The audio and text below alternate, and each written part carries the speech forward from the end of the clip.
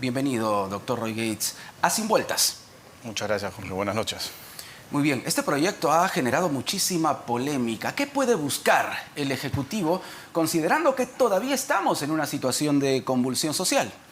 Claro, lo que está haciendo el Ejecutivo, dentro de la facultad que le otorga la Constitución, es presentar un proyecto de ley para endurecimiento de penas de algunos delitos, como los delitos de lesiones leves, lesiones graves, delitos de disturbios, delitos de tenencia de materiales que pueden servir para fabricar explosivos, etcétera, ¿no? Delitos de extorsión, delito de usurpación, de una serie de delitos. Lo único que está haciendo el Ejecutivo es, por ejemplo, en el delito de lesiones graves, aumentar la pena dentro de las agravantes. Uno tiene un tipo base, así se llama, en los delitos, y tiene figuras agravadas, como por ejemplo, cuando uno agrede a un policía o a un miembro de las Fuerzas Armadas en cumplimiento de sus funciones. Que es lo que se ha visto muchas veces en esta situación de enfrentamiento entre la policía y los vándalos, hay que decirlo. En esos casos en donde los miembros de la Policía Nacional o de las Fuerzas Armadas en cumplimiento de sus funciones se encuentran, ¿no?, siendo agredidos por otras personas, esa es una figura que ya se encontraba de una manera agravada, con una sanción mayor. Lo que se está haciendo con este proyecto es incorporar un agravante. Y es decir, cuando se cometan lesiones graves, por ejemplo, o extorsiones, dentro de un estado de emergencia, entonces va a haber una sanción mayor. Y esto, Jorge, es algo muy común en el derecho penal. Se llama la prevención general negativa. Se tiene la creencia que el incremento de penas va a ser más disuasivo para las personas que pretenden cometer delitos. Pero no siempre sucede esto. Y esto no siempre es así. ¿Por qué? Porque las penas del Código Penal ya son bastante graves. Y en nuestro Código Penal, que es del año 91, tenemos al día de hoy centenares de modificaciones. El delito de violación, por ejemplo, se ha modificado más de 7 veces. Entonces se interpreta que el incremento de penas puede generar más disuasión ante las personas que pretenden cometer delitos, y eso no siempre es cierto, porque lo que importa es que realmente en la práctica se aplique la sanción después de un proceso legal. No interesa tanto la pena en sí conminada en la norma, sino que realmente esa pena se aplique en los procesos en la realidad. Entonces, claro, esto es un poco, tampoco, o sea, no es que esté mal, porque en el contexto en el que nos encontramos, ¿no?, el Ejecutivo tiene que hacer uso de todas las herramientas que pueda tener a su disposición para tratar de salvar esta situación. Pero, doctor Roy Gates, la oportunidad, el momento, ¿es el adecuado? Todavía no se ha aclarado, por ejemplo, el tema de las muertes durante las manifestaciones. Estamos en una situación de convulsión social todavía, reitero. ¿Era el momento? Totalmente, ¿no? Pero si uno lee la exposición de motivos de este proyecto de ley, va a encontrar que el Ejecutivo está justificando este proyecto de ley en una serie de sentencias del Tribunal Constitucional en donde se señala que el derecho a la protesta no implica la aceptación del ejercicio de violencia contra las personas o contra las cosas, que es lo que viene ocurriendo hoy en día. Entonces, legalmente, el proyecto sí tiene una justificación, pero es evidente que este proyecto de ley se está proponiendo por la situación actual, y en realidad las normas tienen que ser de carácter general. Es una reacción del Ejecutivo al momento que se está viviendo. Esto va a tener mucha discusión en el Congreso. Sí, claro. De hecho, ¿no?, que haya levantado polémica. De todas maneras, va a haber personas, pero lo que se está haciendo es aplicar unas agravantes adicionales a las agravantes ya existentes. Tampoco es que estén descubriendo la pólvora, ¿no? O sea, es un agravante más cuando estos delitos se cometen en una situación de estado de emergencia. Pero para que quede claro, no se está penalizando, sancionando el derecho que tiene un ciudadano a movilizarse o a protestar de manera pacífica. Exactamente, de ninguna manera. Eso no se está haciendo. Lo que se está haciendo con este proyecto de ley son dos cosas, básicamente. Uno, modificación del Código Penal para incrementar las penas en determinados delitos cuando se cometen en estado de emergencia. Y en segundo lugar, hay un segundo paquete de normas que están modificando el Código Procesal Penal. Por ejemplo, para que la detención de una persona que comete delitos en estas circunstancias no sea solo de 24 horas, sino de 48 horas, la detención policial. Y para que la detención preliminar, que puede durar 7 días, en estos casos dure hasta 10 días. Otra cosa adicional es que no se aplica el principio de oportunidad en estos delitos cuando se comete dentro de un estado de emergencia. ¿Qué quiere decir esto? El principio de oportunidad es una salida en donde una persona que está siendo investigada reconoce su delito y el fiscal no lo acusa. Entonces no se le genera un antecedente penal y se puede archivar la investigación. En este tipo de casos no cabe la aplicación del principio de oportunidad. Es decir, una persona que comete el delito en esas circunstancias va a tener que pasar necesariamente por toda la investigación fiscal y probablemente después por una acusación ante el juez penal, ¿no? ¿Hay antecedentes del incremento de las sanciones de las penas en nuestro país?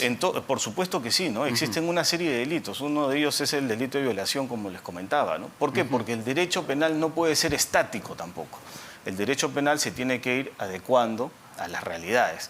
Entonces, en algunos casos, los miembros del Poder Ejecutivo o el propio Congreso, que son los que tienen las facultades, el inicio para poder plantear leyes, creen, muchas veces de manera errada, que un incremento penal va a ser más disuasivo. Y eso es un error, porque si fuera así, sería muy sencillo. Pongámosle a todos los delitos una pena de cadena perpetua. Cadena perpetua, claro. Y es como pensar que con cadena perpetua nadie va a cometer delitos. Sí, y hay otro problema, que esto ya es un tema más de fondo. Nuestro Código Penal está absolutamente desfasado. Desde el año 91... tiene una serie de parches, tiene centenares de modificaciones. Entonces pueden haber delitos que protegen bienes jurídicos de mayor valor con una pena mínima y delitos que protegen bienes jurídicos de un valor menor con una pena bastante elevada. Entonces, por ejemplo, un homicidio tiene de 6 a 20 años. Y aquí hay delitos dentro de los que se está modificando que tienen penas mínimas de 8 años, por ejemplo. Entonces puede ser que alguno de estos delitos reciba una sanción mayor que un homicidio que puede recibir 6 años.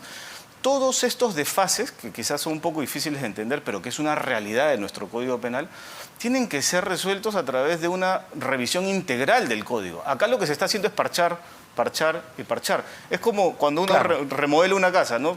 Puede demorarse muchísimo, le quedan las cosas mal, cuando es mejor hacer todo de nuevo. Pero es mejor remodelar la casa completa o... Es mejor tumbar y hacer algo nuevo. Entonces nuestra norma penal tiene una serie de parches, ¿no? Una serie de parches que finalmente nos dejan con un código absolutamente desfasado.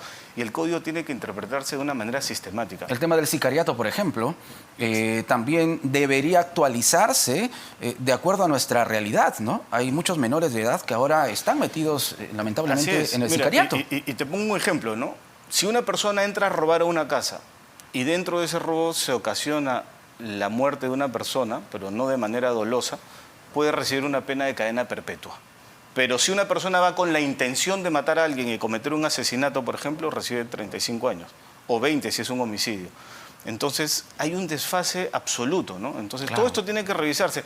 Y esta norma de acá en realidad hay que entenderla como una reacción del Ejecutivo a la actual situación que estamos viviendo. No es una norma en donde se esté replanteando todo el Código Penal, y esto en realidad no creo que solucione el problema. No creo que solucione el problema. Ya hay penas altas. Lo que interesa es que los que se encuentran en la obligación de aplicar las normas lo hagan realmente de manera correcta y rápida para que la ciudadanía entienda que el derecho funciona, ¿no? Un ejemplo es el bloqueo de carreteras, por ejemplo, doctor Roy Gates. En este mismo momento hay carreteras bloqueadas en Puno. No se sanciona prácticamente a quienes están bloqueando nuestras carreteras. Exacto, y hace unos años se modificó el delito de extorsión. La extorsión normalmente se ha entendido como aquella persona que ejerce violencia o amenaza contra otro para obtener una ventaja económica. ¿Qué se hizo? Se modificó el delito de extorsión para incorporar una figura y se consideraba que el que bloqueaba vías de comunicación para exigir a la autoridad alguna demanda cometía un delito de extorsión, que en realidad eso típicamente no debería ser un delito de extorsión, pero se amplió el delito de extorsión para entender que esas personas cometían un delito de extorsión. Aunque eso se presta también a muchísimas interpretaciones, por decirlo menos. Claro, claro. Y ese delito hoy en día con este proyecto de ley también está siendo modificado. Se está incrementando la pena cuando esa extorsión entendida como el bloqueo de vías de comunicación sea cometida dentro de un estado de emergencia. También está recibiendo una pena mayor, pero ya tienen penas altas. Claro, pero estamos hablando de una extorsión dentro de un escenario de bloqueo de carreteras. Y si hablamos de una extorsión como acto criminal, como acto delictivo, la pena sigue siendo igual. Sí, la pena es mayor, ¿no? El bloqueo de carreteras tiene de 7 a 10, si no me equivoco, y el delito de extorsión común puede llegar hasta 15. Entonces, pero yo creo que esto se hizo como un mecanismo disuasivo para que las personas que bloquean las vías sepan que las están calificando como extorsión. Como hoy en día se discute mucho si es que lo que realizan estas personas puede ser calificado como un acto de terrorismo, por ejemplo. ¿No? Entonces, esa es otra discusión bastante amplia. Es una discusión bastante amplia. Sí, claro, y claro, hay opiniones a favor y en contra y cada una de ellas tiene sustento, ¿no? Esta iniciativa está ya en la Comisión de Justicia del Parlamento. En la Comisión de Justicia. Se tiene que discutir. Se tiene que discutir sí o sí. Es un proyecto de ley del Ejecutivo. Cuando el Ejecutivo manda un proyecto de ley, la norma señala que el Congreso tiene que darle prioridad. Y la ha mandado también, doctor Roy Gates, con una carta firmada por la presidenta Dina Boluarte, por el jefe del gabinete Alberto Tarola. Exacto, es que cuando se presentan proyectos de ley se tienen que aprobar en el Consejo de Ministros. Es con el voto aprobatorio de todo el Consejo de Ministros. Y el oficio mediante el cual se remite el proyecto de ley lo firma el presidente o la presidenta, en este caso de la República, con el presidente del Consejo de Ministros. Por eso es que el oficio va firmado por los dos. Pero atrás están los votos de todo el Consejo de Ministros, ¿no? Definitivamente. Bueno, hay que estar atentos a la decisión en el Parlamento. Hablemos de un tema que en este momento se encuentra también en el centro de la atención pública, la situación de Alejandro Toledo, expresidente del país. Hay ya una decisión del Departamento de Estado de los Estados Unidos con relación a su extradición. La pregunta que nos hacemos todos, ¿cuánto va a tardar todo este proceso o cuánto puede demorarse? Exacto, ahí hay un tema porque la defensa de Toledo va a tratar de trabar, como por ejemplo podría ser con un tema de salud, va a tratar de trabar esa detención, ¿no? Que yo creo que Estados Unidos no va a demorar mucho en resolver cualquier petición que pretenda hacer la defensa de Toledo, porque el proceso ya está terminado y hay una orden para que Alejandro Toledo sea detenido con fines de extradición, ya para mandarlo directamente a enfrentar varios procesos que tiene acá, pero ese proceso de extradición es del caso Interoceánica específicamente, ¿no? Exacto, exacto. Entonces, la defensa yo entiendo que va a realizar las últimas acciones que le puedan quedar, pero ya el proceso culminó. Entonces, no va, yo creo que es cuestión de semanas para que... ¿No le quedan recursos a la defensa legal del expresidente Alejandro Toledo entonces? No, pero es que en realidad, claro, acá esto se puede entender como un logro de la Fiscalía, que es la que ha estado atrás de esta extradición, ¿no? Pero en realidad ese proceso tiene sus bemoles aquí, y aquí hago la aclaración. Yo veo una parte de ese proceso, no al señor Alejandro Toledo, veo otras partes, y sé un poco de... Ese proceso tiene un problema porque ahorita se retrotrajo a la etapa de investigación preparatoria. Según la Fiscalía estamos en etapa acusatoria, pero hay una orden de la sala que se retrotraiga y la defensa de Toledo podría haber dicho, por ejemplo, que ese caso no está en acusación, sino que está en investigación preparatoria y no lo hubieran extraditado. Pero yo no sé exactamente cómo ha llevado la defensa de Toledo la extradición allá en Estados Unidos. Pero lo cierto del caso es que el proceso de Interoceánica todavía no se ha iniciado en su etapa intermedia, en la etapa del control de la acusación presentada por la Fiscalía. Es un tema técnico, difícil de entender, pero en resumidas cuentas creo yo ya que las cartas están echadas, ¿no? Ya Toledo ya tiene una orden específica para ser extraditado al Perú y eso va a ocurrir.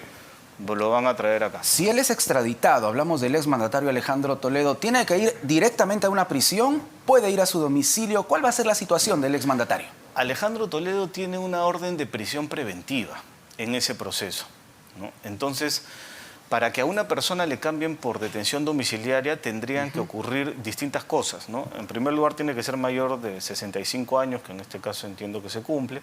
Sí. En un segundo lugar, puede ser una madre gestante. En tercer lugar, una persona que tenga una enfermedad grave. Entonces, se puede variar en el curso del proceso una prisión preventiva por detención domiciliaria en esos únicos supuestos. Yo creo que eso no va a ocurrir. Él cuando venga acá va a tener que ser internado directamente en un establecimiento penitenciario. Y la IROES, que antes era un penal para una sola persona, si uno la visita ahora se va a dar cuenta que la IROES ya está dividida. Hay varias celdas, creo que hay 6 en este momento, no sé exactamente. Pero hay por lo menos 4 ya hechas. Ya el ministro de Justicia, José Tello, ha dicho que hay espacio en la DIROES para el expresidente Alejandro Toledo. Y no tiene sentido que no sea así, porque la DIROES tiene un promedio de 14 personal del INPE que no pueden utilizarse para cuidar a una sola persona. Entonces, claro, ese penal, que es un penal al final, hay que explotarlo. Yo creo que si viene Alejandro Toledo, quizás, que no es una obligación, no es una obligación ponerlo, y eso no lo decide tampoco el Poder Judicial. El Poder Judicial dispone una prisión preventiva. Cuando la persona es entregada, el INPE El INPE es el que califica a qué penal va. A través de una junta. Hay una junta calificadora del INPE que decide a qué penal vas. Y dentro de cada penal hay otra junta que decide a qué pabellón vas. En este caso, la de Iroes no tiene pabellones, tiene solamente 4 celdas. Entonces, directamente Alejandro Toledo iría, en principio, a la de Iroes. El espacio hay.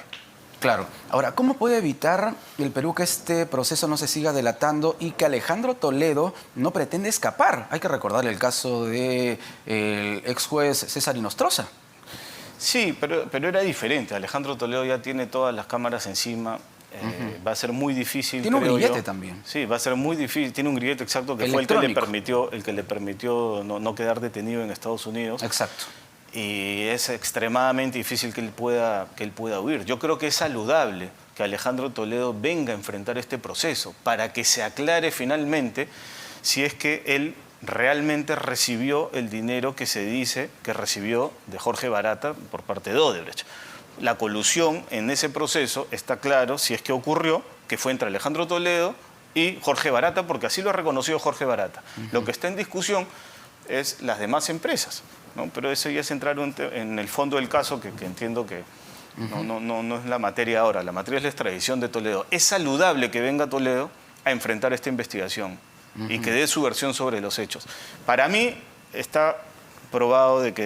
creo que está probado de que Toledo sí ha recibido ese dinero, ¿no? Estamos hablando aquí del caso Interoceánica, pero hay otro caso en el que está involucrado también el exmandatario, el caso Ecoteva. Y aquí está también involucrada la ex primera dama de la Nación, Elian Karp. ¿Puede suceder lo mismo con ella? Totalmente, ¿no? Puede suceder lo mismo, porque ella es una imputada al igual que Toledo. ¿Se puede extraditar también a Elian Karp? Sí, claro, por supuesto que sí, ¿no? Entonces, eso puede ocurrir en cualquier momento también. Es un caso que está en curso, quizás no tan avanzado como el caso Interoceánica, ¿no? Y quizás no ha sonado mucho públicamente en los últimos tiempos como el otro caso, que es justamente en donde se ha sucedido la extradición. ¿Y por qué hemos tardado tanto, doctor Roy Gates, en traer a Alejandro Toledo? Cerca de 15 meses ha estado el expediente en el Departamento de Estado de los Estados Unidos. Sí. Bueno, ahí se puede especular muchas cosas, ¿no? Lo que hay que reconocer es que la Fiscalía ha tenido un rol bastante activo. Han viajado allá, ¿no?, a interponer todas las acciones legales pertinentes. Y creo que es un logro de la Fiscalía el hecho de que finalmente se haya traído. Un proceso de extradición es absolutamente complicado. Tiene una parte judicial acá en el Perú. Y una vez que lo aprueba el Poder Judicial, pasa al Consejo de Ministros. Y políticamente hay una decisión sobre si se manda esa extradición. Y al país requerido también llega una petición que pasa por una parte política y después por una parte judicial. Exacto. Entonces es un tema bastante complejo, ¿no? No es un proceso sencillo, ¿no? Por eso quien toma la decisión finalmente, ha sido así en este caso, es el Departamento de Estado de los Estados Unidos, el Ejecutivo norteamericano. Exactamente. El Ejecutivo ordena para que el juez efectúe la detención. ¿Hubo cierta desidia en este caso por parte del gobierno o no se puede achacar eso? ¿Del gobierno americano? No, del gobierno peruano. No sé si el gobierno, yo creo que sí han impulsado el caso, ¿no? Sobre todo la Fiscalía, ¿no? La Fiscalía ha impulsado el caso permanentemente, ¿no? Es más, tampoco se pueden comentar detalles del proceso, pero entiendo yo que la Fiscalía en ese caso ha hecho incluso más de lo que debería hacer. Ha adelantado el proceso para que esta extradición sea factible, ¿no? Cosa que procesalmente puede cuestionarse, como lo adelantaba antes, porque en realidad hay etapas del proceso que no están claras. O sea, lo que habría que preguntarse es si ese proceso está en etapa de investigación preparatoria o si está en etapa de acusación, que es una discusión que hasta el día de hoy se tiene y claro, nadie la tiene clara. Y tiene que definirse inmediatamente. Bueno, ya una vez que Toledo esté aquí, creo que eso ya a la Fiscalía no le va a interesar, porque justamente el interés de la Fiscalía era traer a Toledo. Exacto. Si Toledo en Estados Unidos hubiera dicho el proceso se encuentra en etapa de investigación preparatoria, era muy difícil que lo extradite. Podemos entender entonces que cuando el expresidente Alejandro Toledo ponga un pie en nuestro país, su destino va a ser la de Iroes, una prisión de la de Iroes. Yo creo que su destino, si el INPE lo decide así, va a ser la de Iroes. Como digo, no necesariamente tienen que ir a la de Iroes, pero se entiende que aquellas personas que han ejercido el cargo de presidente de la República, cuando son detenidos, ya sea por una prisión preventiva o por una condena, como en el caso de Fujimori, cumplen esa detención en la DIROE. Se entiende que es así, pero no existe una obligación. Incluso en gobiernos anteriores se discutió mucho si resultaba legítimo o no legítimo, sino si se debía seguir manteniendo ese penal para una sola persona. Y era una discusión permanente. Entonces, claro, ahí hay consideraciones políticas y de toda índole para ver si es que conviene o no mantener a personal del INPE en un número de 14, 15 para custodiar a una sola persona. O sea, eso se podría hacer en otro penal, que es otro tema. Tú sabes que el INPE se encuentra en estado de emergencia desde hace muchos años y cada 2 años se viene prorrogando. Sí. Incluso el Tribunal Constitucional ha declarado un estado de cosas inconstitucional por la situación de las cárceles peruanas, que ese es otro gran problema que tenemos. Nuestras cárceles están absolutamente sobrepasadas, ¿no? Hacinadas.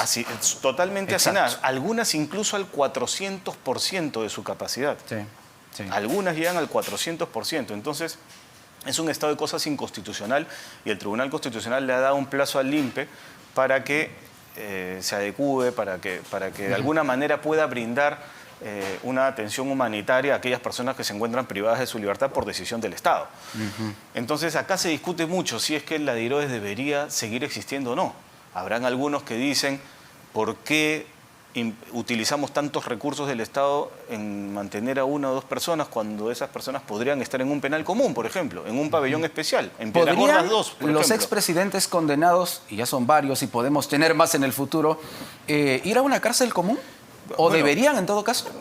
Sí, lo que pasa es que ahí también hay temas de seguridad, ¿no? Porque en Piedras Gordas 1 existen pabellones de alta seguridad, pero en donde también han ocurrido problemas. Uno de los más tranquilos es Piedras Gordas 2, ¿no? Que era un penal modelo para personas jóvenes, que hoy en día ya no es un penal modelo, hoy en día entra cualquier persona. Pero eso depende del INPE. Creo que en la DIROE puede brindar una mayor seguridad a estas personas. Pero es una discusión, al final de cuentas, es una discusión política. Porque esa es una decisión que no es una decisión judicial, es una decisión del Poder Ejecutivo, es una decisión netamente política a dónde va a ir. Finalmente, doctor Roy Gates, estamos hablando de 2 delitos en el caso del expresidente Alejandro Toledo: colusión y lavado de activos. ¿De cuánto es la pena? ¿Cuántos años podría permanecer en la cárcel Alejandro Toledo, considerando también su edad? Sí, a Alejandro Toledo, si no me equivoco, en la acusación le han pedido 22 años y medio. ¿Qué ocurre? El delito de colusión tiene una pena de 6 a 15 años. Y a eso, si le sumas el delito de lavado de activos, que tiene una pena de 8 a 15 o de 10 a 20 en la modalidad agravada, si tú sumas ambos delitos, el fiscal te das cuenta que ha pedido aproximadamente 22 años y medio para Toledo. Entonces, si finalmente, después de un proceso, viene una condena, una sentencia condenatoria, no absolutoria, sino una sentencia que condena, puede condenar hasta esa pena, hasta el máximo de la pena que ha pedido el fiscal. 22 años. Sí, puede ser menos. No recuerdo exactamente en la acusación cuánto le están pidiendo a Toledo, pero si no me equivoco eran 22 años y medio. Puede ser un poco más. Entonces, si hay una condena a Toledo, puede ser una condena bastante alta. ¿Y su edad? Él pasa ya los 70 años. Sí, pero ocurre que la edad se analiza al momento de la comisión del delito. Entonces, el Código Penal tiene una norma que señala, que es el artículo 21, que señala que una persona que tiene entre 18 y 21 años o más de 65 años al momento de la comisión del delito tiene imputabilidad restringida y por ende se le rebaja la pena a la mitad y se le reduce a la mitad los plazos de prescripción. Eso lo señala otra norma. Que no es el caso del Pero tiene una excepción. Para casos de lavado de activos y todo, esa rebaja no existe ni siquiera para cuando tienes entre 18 y 21 más de 65. Y claro, Toledo no va por ningún lado porque tenía menos de 65 al momento de la comisión del hecho y aparte esos delitos están excluidos. Entonces él podría cumplir una pena de 22 años y medio. Y en el Perú no tenemos una norma que habilite la ejecución de una condena en el domicilio. La detención domiciliaria solo existe como medida cautelar personal, cuando uno enfrenta un proceso. Pero cuando hay una condena, la pena se tiene que cumplir necesariamente en un establecimiento penitenciario, en una cárcel. Cumplir una condena en su casa, porque nuestras normas al día de hoy no lo permiten. ¿Eso puede variar? Sí puede variar, como todo el derecho. Muy bien, muchísimas gracias, doctor Roy.